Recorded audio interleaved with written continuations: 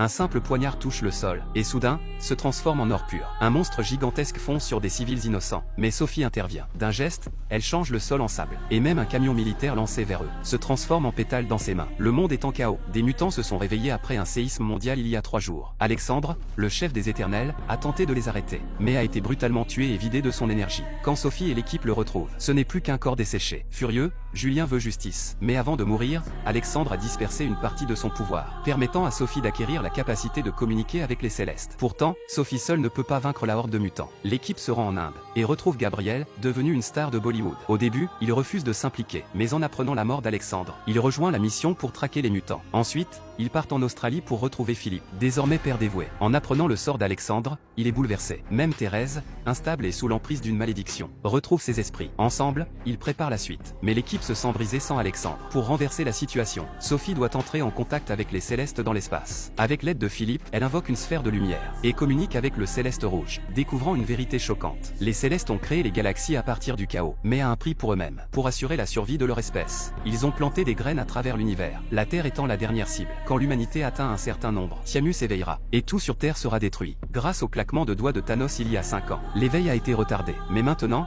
les humains sont revenus, et les mutants, créés par les Célestes, attaquent pour ralentir l'éveil de Tiamus. Les Éternels ont été créés pour les arrêter, même si cela signifie détruire la Terre au passage. En comprenant cela, l'équipe s'unit enfin, prête à empêcher l'ascension de Tiamus. Ils se dirigent vers une forêt tropicale, où ils trouvent le solitaire Damien. Alors qu'ils tentent d'utiliser la télépathie pour arrêter Tiamus, des mutants attaquent, capturant Julien, et s'en prenant aux civils. Gabriel arrive juste à temps, terrassant les monstres par sa force, tandis que Sophie évacue les habitants. Même quand les civils sont en sécurité, Julien est coincé sous un monstre. Ses yeux laser manquent leur cible. Sophie utilise ses pouvoirs avec une lance métallique pour le sauver, les entraînant tous les deux dans un lac en contrebas. Dans un geste désespéré, Julien déclenche une explosion de pouvoir, transformant un monstre en arbre. Pendant ce temps, un mutant s'en prend à Thérèse, cherchant à exploiter sa faiblesse. Gabriel intervient pour bloquer l'attaque, mais est mortellement blessé. Le mutant, ayant absorbé le pouvoir de 2 éternels, se met à convulser et évolue rapidement. Alors qu'il s'apprête à frapper Thérèse, Julien revient, et repousse enfin le mutant.